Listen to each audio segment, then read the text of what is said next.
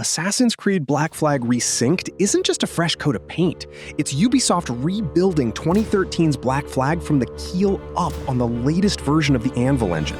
New lighting, new weather, combat pulled from the language of Assassin's Creed Shadows, parkour reworked for a generation of players who've never touched the original. Edward Kenway is back on the Jackdaw, still chasing fortune before purpose finds him. But strip away the remake sheen, and what's underneath hasn't changed. This is still the game that turned Assassin's Creed into a pirate simulator almost by accident, prioritizing open water over rooftops. That wasn't an accident, though. It was a design decision, built on specific references its own creators have named. To understand where Resynced's DNA actually comes from, you have to go back further than 2013. You have to go back to the games that taught Ubisoft a pirate game could even work. So let the Black Flag signal nothing but your allegiance to man's natural freedoms. This one's yours. Fly it proud.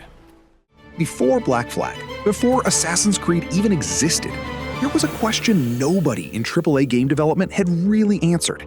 Could you make sailing the ocean actually fun, moment to moment, without it becoming a chore between the good parts? One game answered that question so completely that its fingerprints are still visible in Black Flag's DNA nearly 3 decades later. It didn't just inspire the genre.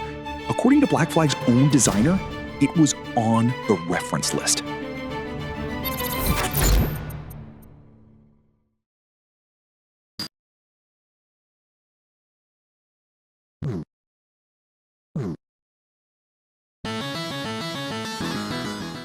Sid Meier's Pirates landed on the Commodore 64 and PC in 1987, years before open world was a phrase anyone used, and it built something genuinely strange for its era, a swashbuckling life simulator where sailing, dueling, trading, and empire building all lived inside one continuous loop.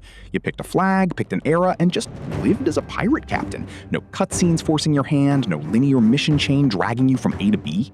What matters for this lineage isn't just that pirates existed first, it's that Ubisoft's own team has said, on the record, that it studied pirates directly while building Black Flag's naval combat. Designer Jean Guédon told Edge magazine the studio looked at successful naval games as references and named pirates specifically alongside one other title, calling both genuinely difficult things to pull off well.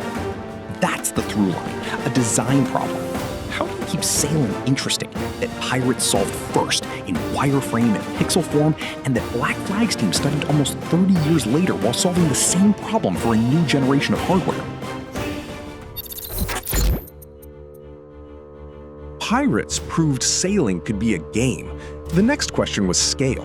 How far could you push exploration, trade, and reputation before the whole thing collapsed under its own ambition?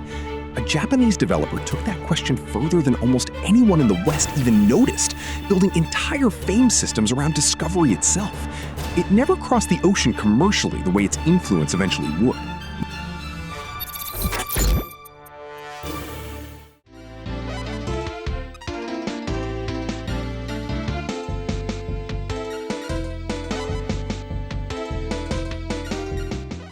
Koei's Uncharted Waters: New Horizons arrived in 1994, a sprawling blend of simulation, strategy, and light RPG structure set during the age of exploration. You picked one of 6 captains, each with a different storyline, and set out to build fame through 3 separate paths: trading, exploration, and piracy, with turn-based naval battles standing between you and the next port. It never found the audience in the West that it built at home, largely staying a cult favorite in East Asia rather than a mainstream touchstone. But the structural DNA is unmistakable in hindsight. A captain-driven open world where sailing, commerce, and combat aren't separate modes, but one continuous system, and where discovery itself is treated as a core mechanic worth rewarding. That 3-pronged fame structure, piracy, trade, exploration, is functionally the same skeleton Black Flag would build Edward Kenway's Caribbean around 2 decades later, even without a direct citation tying the two together. The genre was quietly learning how to be an ocean, not just a battlefield.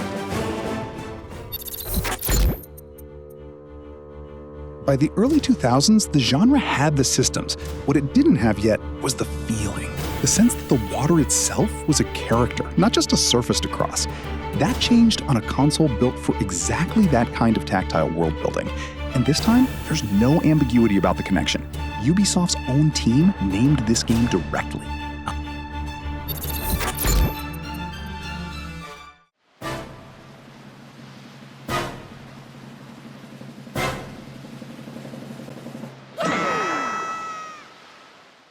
The Legend of Zelda: The Wind Waker sailed the GameCube in late 2002 in Japan and early 2003 internationally, trading Hyrule's usual overworld for the Great Sea, a cel-shaded ocean dotted with islands, wind currents, and the King of Red Lions carrying Link between them. Sailing wasn't a side activity here, it was the connective tissue of the entire adventure.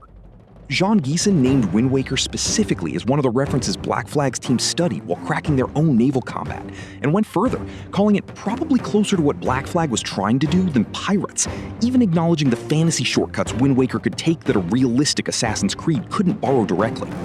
That distinction matters. Wind Waker didn't teach Black Flag mechanics so much as mood, how to make an ocean feel alive and worth crossing on its own terms, not just a loading corridor between missions.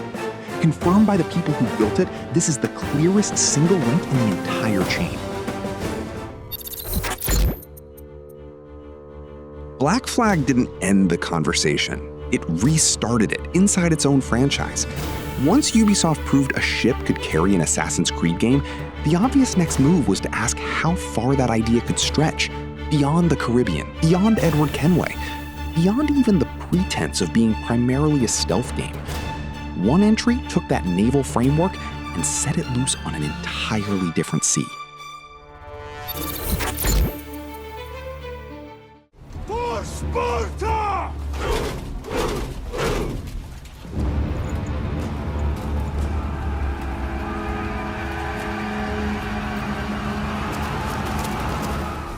Assassin's Creed Odyssey, released in 2018, transplanted the series to ancient Greece, and with it, transplanted naval combat into the Aegean.